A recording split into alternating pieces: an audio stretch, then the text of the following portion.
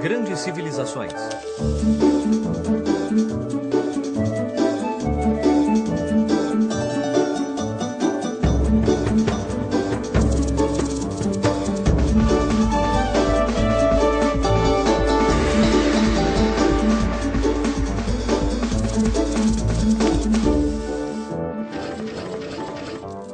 A Grécia Antiga, primeira parte. A beleza é... Bom, é linda. Mas o que é beleza? O que é que atrai o nosso olhar para algo que é belo? Essa foi uma pergunta à qual os gregos antigos dedicaram muito tempo, estudo e trabalho. Os antigos gregos acreditavam que uma vez que os seres humanos são os únicos seres vivos capazes de apreciar a beleza e os únicos capazes de criá-la, então a beleza pode ser encontrada dentro de nós e criada por nós. Além da habilidade de criar beleza, os seres humanos também podiam criar virtudes.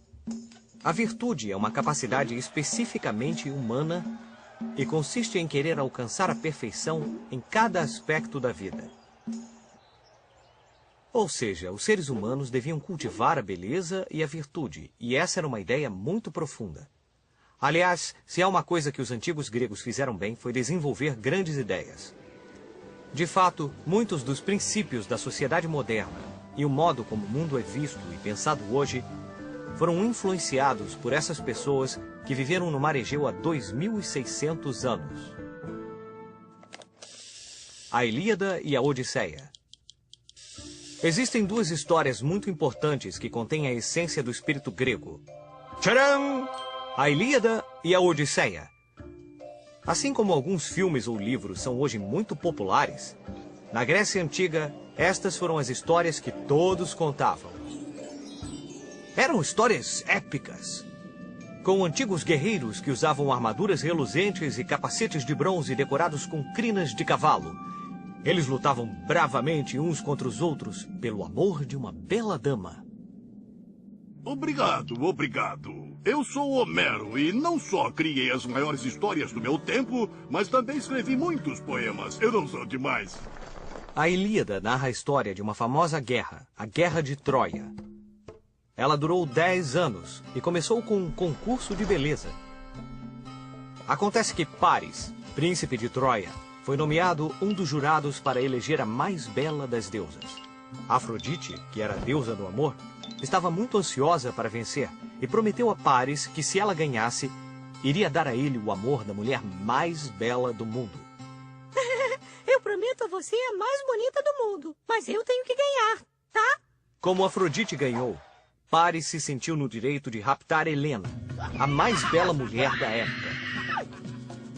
Mas o problema é que Helena era esposa de Menelau, um poderoso rei grego. Menelau ficou enfurecido e contou tudo a seu irmão, o poderosíssimo rei Agamenon, que ficou ainda mais irritado. Agamenon declarou guerra a Paris e aos troianos. Nessa guerra, heróis como Aquiles e Heitor tornaram-se figuras lendárias. Eles lutaram bravamente pela honra de seu povo e pela proteção de seus amigos. Outro herói que ficou famoso por conta da Guerra de Troia foi Ulisses. Ele era muito esperto e utilizava sua inteligência de uma forma muito especial. Foi ele que criou um incrível plano para vencer os troianos. Ulisses simulou uma retirada e deixou um enorme cavalo de madeira como presente junto às muralhas de Troia. Então, os ingênuos troianos levaram-no para dentro da cidade, e quando caiu a noite, os soldados gregos escondidos saíram de dentro do cavalo e tomaram Troia de surpresa. Assim terminou a guerra.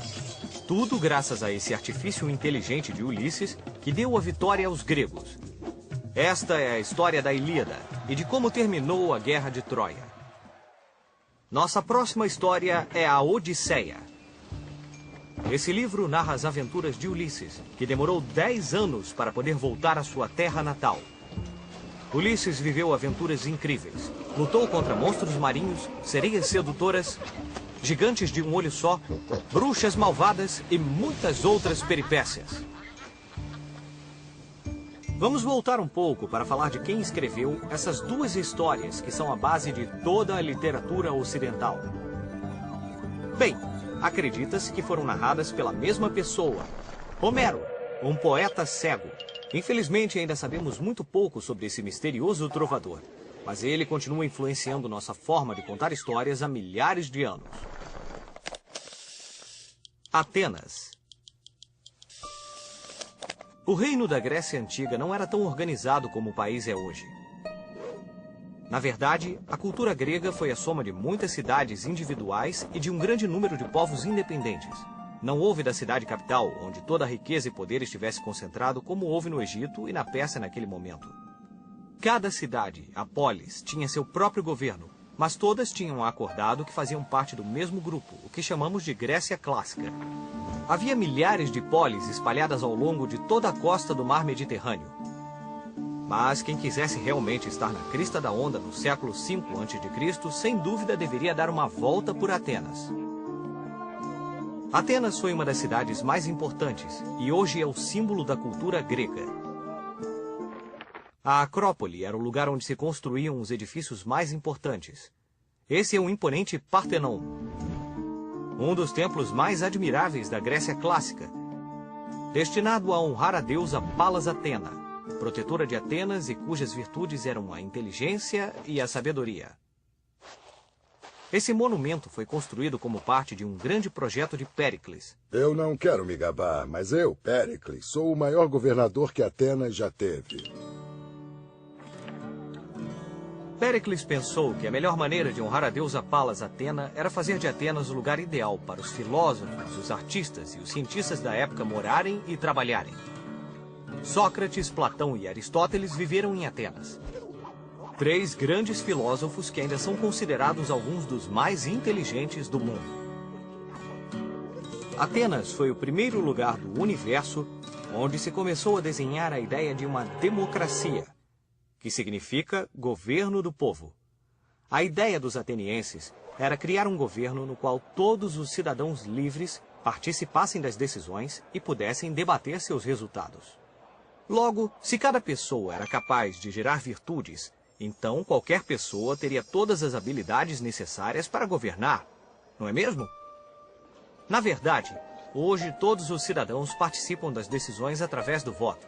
Isso é o que chamamos de democracia. Esparta.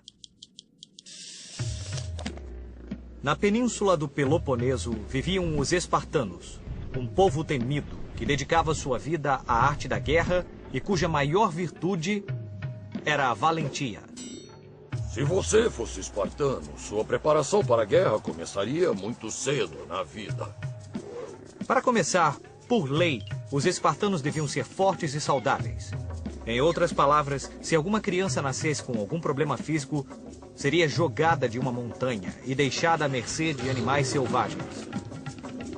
Mas se tivesse a sorte de nascer sadio, começava desde muito jovem na escola de combate. E a participação no exército começava aos 20 e ia até os 60 anos. Cara, esses espartanos eram bem valentões como super-heróis. Isso não é nada. Basta abrir um livro para descobrir mais sobre uma das maiores histórias de Esparta. Durante as Guerras Médias, em 480 a.C., um imenso exército do Império Persa, liderado pelo rei Xerxes, quis invadir as cidades gregas. Apenas 300 espartanos, liderados pelo rei Leônidas, enfrentaram milhares de soldados persas. Apesar da esmagadora desvantagem, os 300 valentes espartanos conseguiram conter o avanço dos inimigos e assim houve tempo para que os outros gregos organizassem a resistência. Nenhum dos espartanos sobreviveu a este combate, mas eles alcançaram seu objetivo e os persas foram finalmente derrotados. Nossa! Vamos usar nossa bússola do tempo para ver o que estava acontecendo em outros lugares do mundo nessa mesma época. Enquanto os persas tentavam destruir as prósperas cidades-estado gregas, o que estava acontecendo nas outras costas do mar Mediterrâneo? Nesse mesmo tempo, os hebreus estavam reconstruindo o templo de Jerusalém, que havia sido destruído pelo rei da Babilônia, Nabucodonosor II, havia uns 100 anos. Nabucodonosor havia capturado os hebreus e os fizera escravos. Mas um dia vieram os persas e os libertaram. Os mesmos persas que queriam destruir os gregos? Isso, esses mesmos persas. Cara! Vamos ver o que vai acontecer no próximo episódio. A Grécia Antiga, segunda parte. Havia um jovem rei na Grécia que se tornaria um dos maiores generais que o mundo jamais tinha visto. Vamos ver, eu já conquistei aqui e quase todo mundo antigo. Eu conquistei até aqui.